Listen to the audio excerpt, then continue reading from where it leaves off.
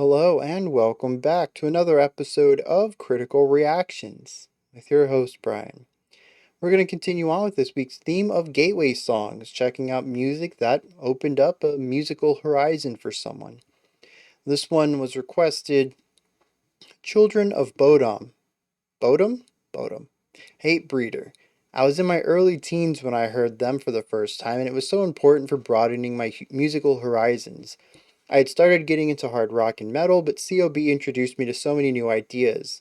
Melodic harmonized riffs, aggressive double bass drums, dueling neoclassical guitar and keyboard solos, harsh vocals, and of course, a huge dose of early 2000s gothy teenage attitude. For someone who had never heard any of this, Children of Bodom was absolutely mind-blowing and opened the door to me enjoying more extreme musics. The band were still teens when they released in '99, and Alexi Laiho was a huge inspiration in making me want to learn guitars and vocals. Not sure if this is the first song I heard by them, but just about every track on their first few albums is a classic. R.I.P. Alexi. So let's dive into this, see what Children of Bodom is bringing to the table today.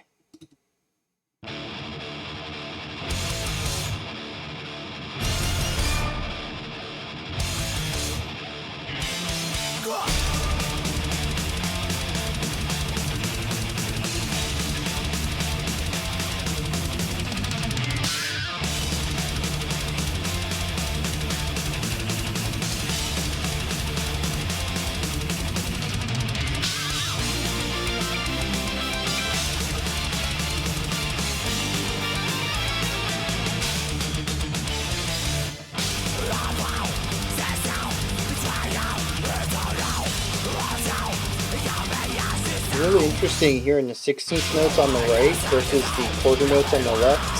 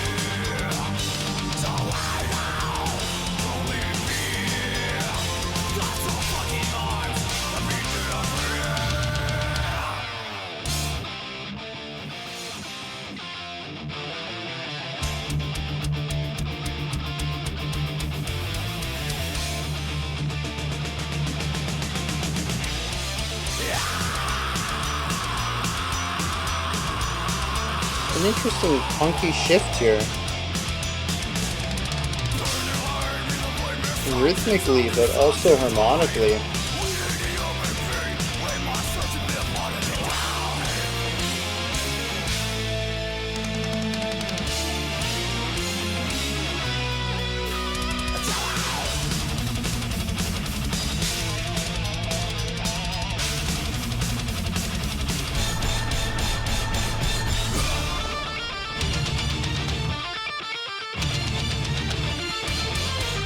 Yeah, there's that classical edge there.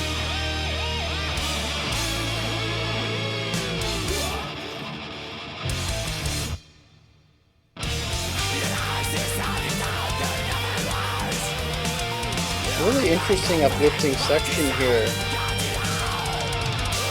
Not what I expect coming out of a bridge.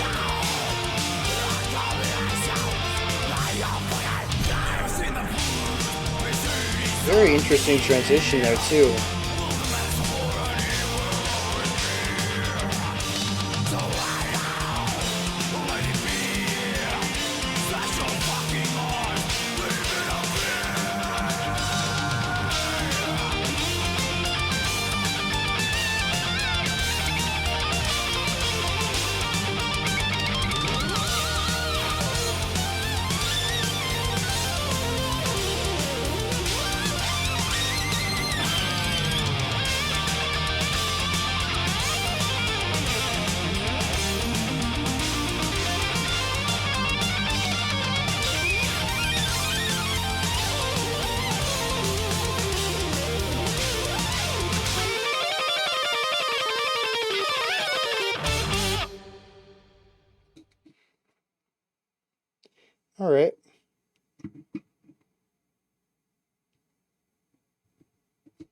Yeah,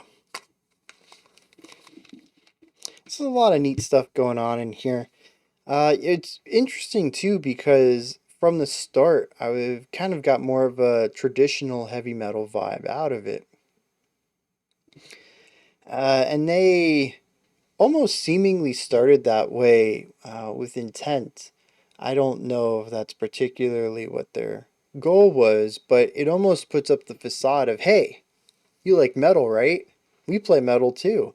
And kind of starting off in that realm. But as the song goes on, it gets progressively, well, kind of progressive in some ways, dipping outside of that core metallic sound compositionally. I mean, the guitars never really, lighten up their tone, and the vocalist doesn't ever lose the grit entirely. The whole song is still metallic, but there's a lot of sections in here that I would not typically associate with that sort of pure classic metal sound. And they do deviate from that, and they find some really interesting grounds to cover, such as that punky section. Um, the brighter sound coming out of the bridge there towards the end. Um, Even the classical elements in here, whether it's a little flourish at the beginning of the track or that full on classical inspired duet at the end of it. Even the synthesizer, the keyboard work as a whole, consistently feels not metal throughout this. Not in a way that not in a way that it doesn't fit sonically with what's going on, but it certainly doesn't fit my expectations. The specific sound that they utilize, I think I associate more with progressive rock more than anything I've ever heard in progressive metal. It has a lot of that electronic tinge to it, um, that feels like it might have been closer to home with some of the synth based pop of the later 80s.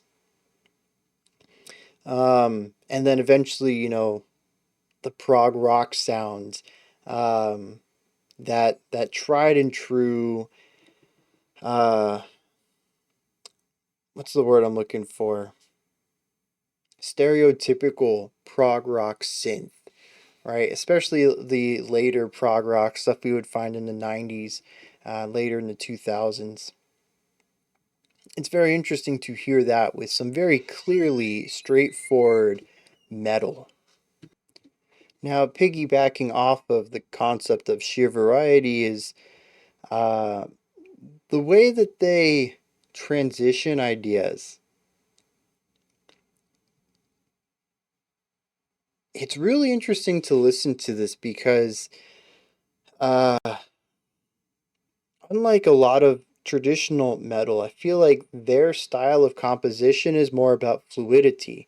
A lot of the ways that they move between concepts is either with a transition idea, which isn't always exceptionally fluid, but is a nice way of showcasing a movement from one idea to the next, rather than just taking this bar of idea one and this bar of idea two, and then just saying, bam, we're just going to change concepts on the beat. Beat one, we're doing a new riff, new beat, and all that.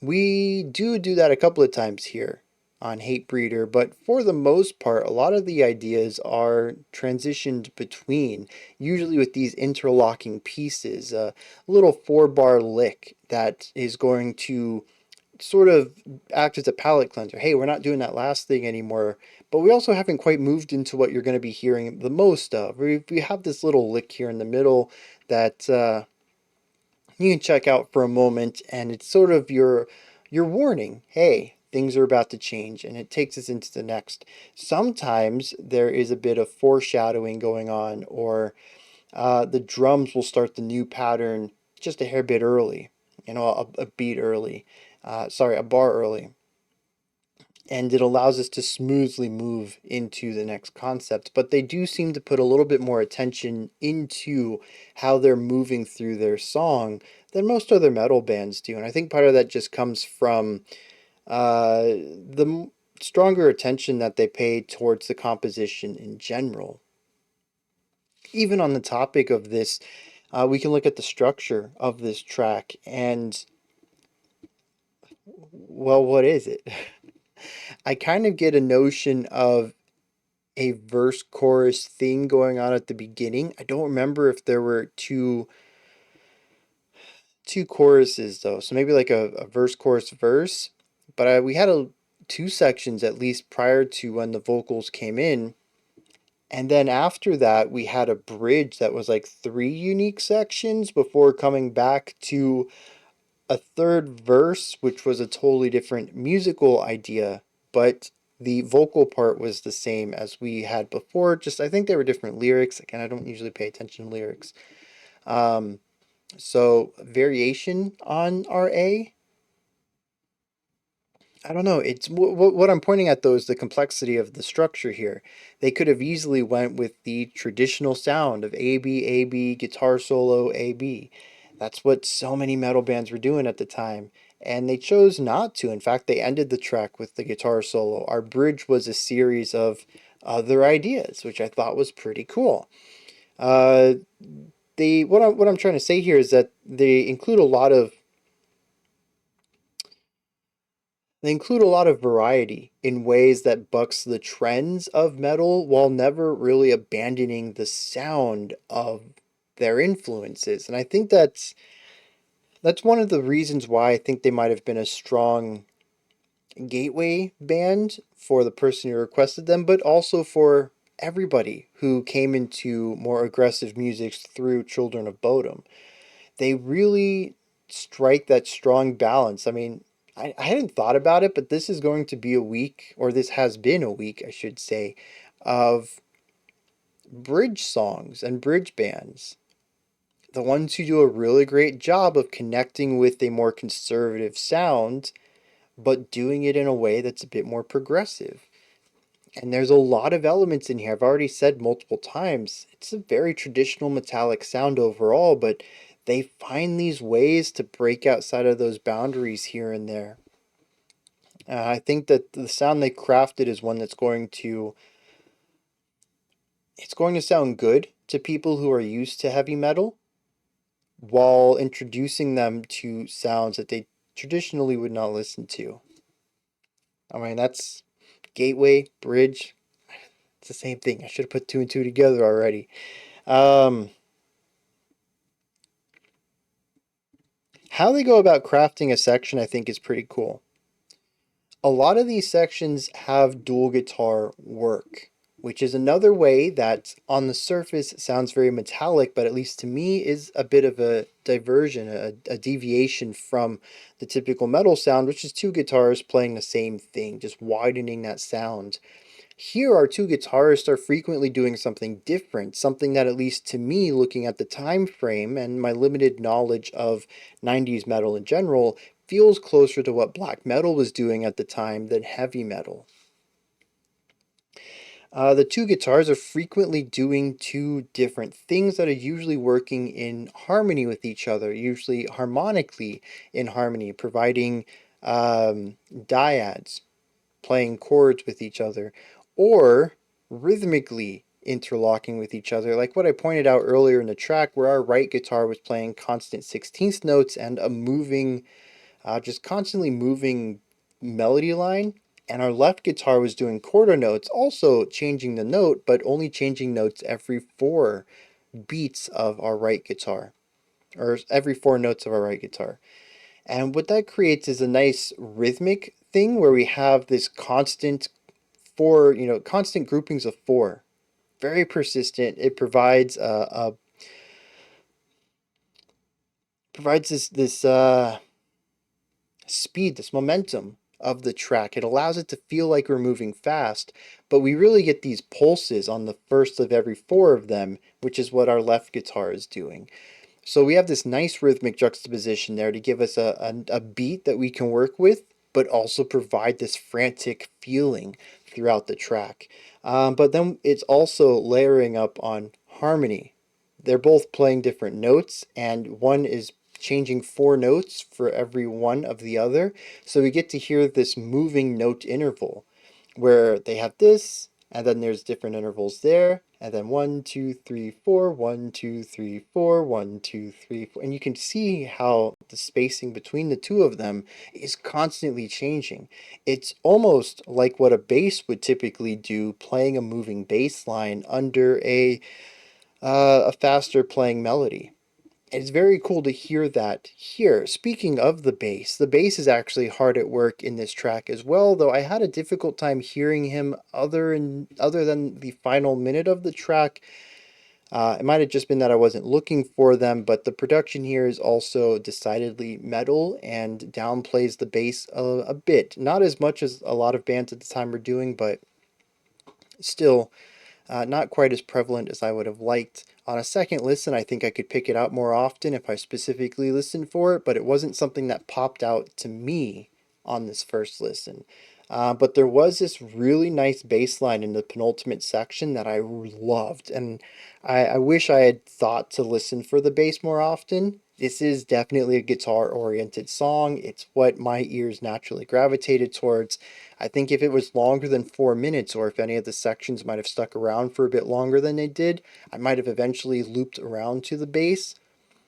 But given how quickly we moved through things and how short the track was, I never really got a moment to do that. The bass had to grab my attention, and it didn't do that until the end. But the bass was put in work when I listened to it. A nice moving line, constant eighth note changes, just a really technical bass line for this type of music. And I love that. It's just another way that they sort of fit that sonic mold, that sonic identity, but do things their own way. And the last thing is, I think, going back to tying into how this could be a gateway or bridge for some people, is the vocals. For me, this is very aggressive in all moments of it, but the overly harsh style that we get at the beginning is not the only style of harsh vocals we get. There in the middle, we get more of a raspy clean. And we get some variations between these two extremes throughout the track as well. Like I said, he never full on loses his grit. There is a hardened metallic edge to all of the vocal delivery, but there are plenty of parts in here where we're not at that full extreme side of things. And I think some of that's going to help people as well. Um, and, it really shouldn't be this way, but it is. Vocals are exceptionally important to one's relationship to music.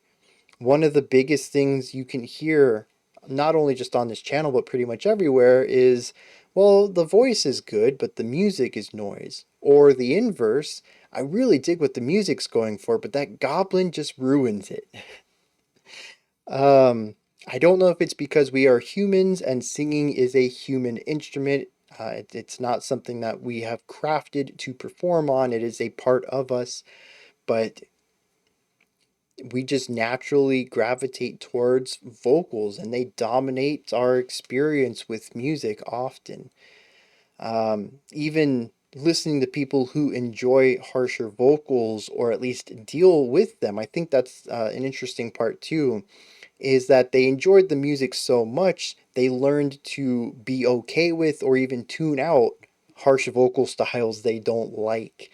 And it really was this act of defiance against the part of the song that we naturally weigh so heavily. And so, anyways, I think that's going to be a strong component here where the vocals do get kind of cleaner in some places and they aren't as harsh, and that's going to bring people in as well. That's certainly one of the things that got me into harsh vocals, and I suppose I could save this for my theme thoughts at the end. But I was never into screams, and it was screamo and post-hardcore music and early melodic metalcore that got me into it, as the screams were, in some bands, used sparingly against the cleans. And having that home base of some cleans allowed me to feel safer to get into harsher sounds and allowed me to hear them and get through that acclimation period. And depending on how this vocalist handles it across albums, this is only one track, so I can't speak for everything, but the simple inclusion of lighter, less abrasive sounds, even if they're not cleans, is going to be something that helps people acclimate to the full-on harshes that are utilized in this track. I'm going to take a second to hit some lyrics, and then we'll wrap this one up. For all of the sense, clarity, pacing, and fluidity of the music here, given how chaotic and varied it is, it comes together in something that feels well crafted with very little hurdles to get through. The lyrics are the exact opposite. They're fractured. It feels like parts of thoughts strung together as partial sentences in ways that I can get a perception on what is intended to be said, but I'm missing pieces of the puzzle. The opening stanza says, "I found session, betrayed now. It's on now. I saw, human. I see, so, well, I am certain of, I don't know how, other souls beyond this smile." It's parts of ideas strung together.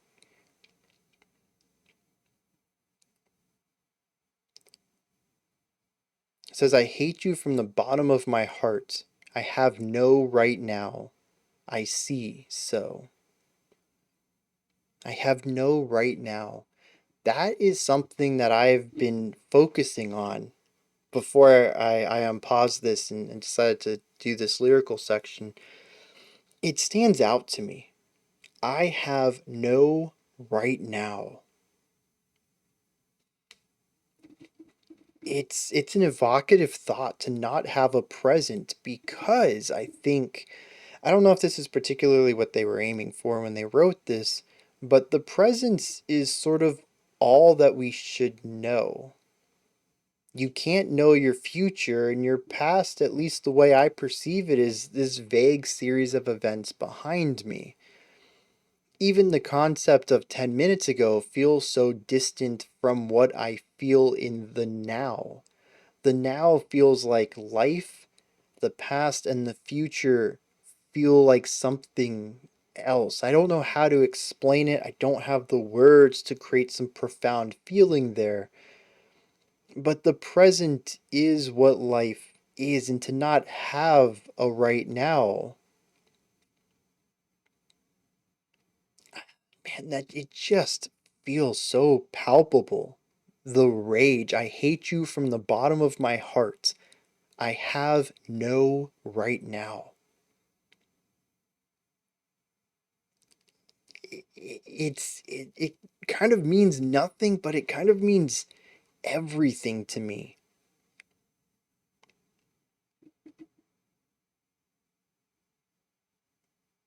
I don't know. The next stanza says, "Beside you, I saw your ignition, other souls beyond this smile." Well, I thought now I had said I saw some ignition. I saw your vanity, your mentality for sure. We kind of ditched the fractured writing style that we'll see persistent throughout the rest of the track for this moment of clarity. I thought I saw your ignition. I thought I saw your flame, your passion. Well, that is what I said I saw. But I believe now I saw your vanity. I really feel this is about someone who did something to this person and has filled them with so many thoughts and emotions that it's difficult to put them into words. So instead, we get fractured thoughts, ideas, phrases that represent the pain that this person has been inflicted by this other person's actions.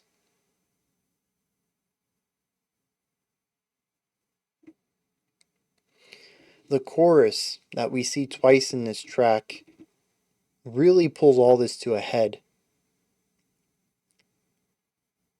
It says, never seen the fooled beast inside of me. Yeah, I'm an asshole and I'll always be that. So, is it so hard just to be dead? I'm free.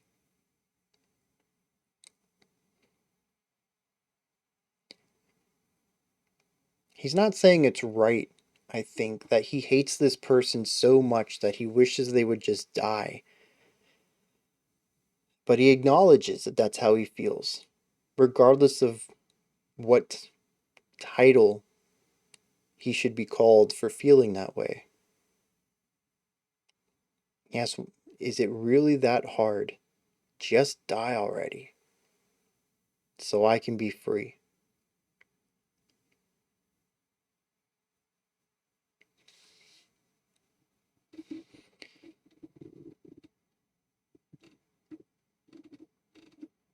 The rest of this song is more fractured thoughts. I have less of an understanding of what they might be about, but these opening 3 or 4 stanzas here,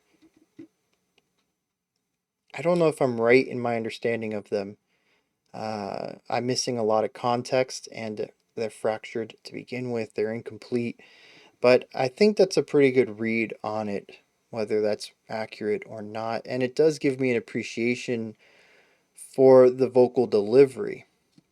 Musically, I feel like this is typical metal ground where the music might tangentially be related to the lyrics. The metal as a genre tends to be a bit angsty and aggressive, and these lyrics are certainly so, but there's also levity and uh, I guess, yeah, just levity. There's moments in the track that lose the aggressive weight for a type of angsty danciness, if that makes any sense. That I don't think is necessarily reflected in the lyrics, but tangentially, there is a lot of anger in the lyrics that is reflected in the music at large. Those are my thoughts on Children of Bodom's Hatebreeder. Let me know what you thought of this track. If you enjoyed it, anything that stood out to you, your own perspectives, comments, and thoughts on it, put all that down in the comments section. Above that, in the description box, there's a link for Linktree.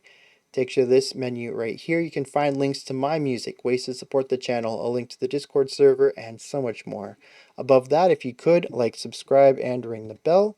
I greatly appreciate all 3 of those. Alright, that wraps it up for this one. I'll be back tomorrow, 5 p.m. Eastern Standard Time, 9 p.m. UTC, as usual. Until next time, remember to be critical, not cynical, of the music you listen to, and have a fantastic morning, afternoon, or evening, whenever you choose to watch my videos.